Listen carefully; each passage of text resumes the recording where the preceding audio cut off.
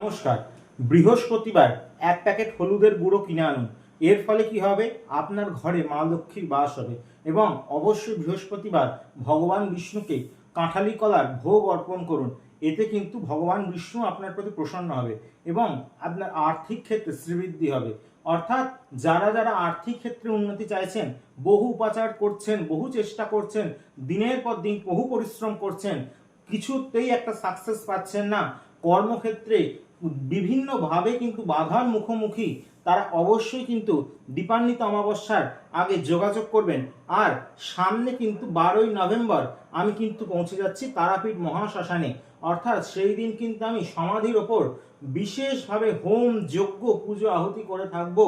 যারা যারা কঠিন থেকে কঠিনতম গ্রহগত সমস্যায় ভুগছেন, বহু জ্যোতিষতান্ত্রিক করেছেন, সমস্ত কিছু জীবনে একটা বিফল মনে হচ্ছে, তারা অবশ্যই কিন্তু শ্রী অরিজিতের কাছে বিশ্বাস আস্থা ভরসা নিয়ে যদি আসেন, মা তারার আশীর্বাদে এইটুকু বলতে পারি, যে যে মনস্কামনায় আসবেন, যে যে সমস্যা নিয়ে আসবেন, সেই সমস্যার থেকে অবশ্যই মুক্তি পাবেন।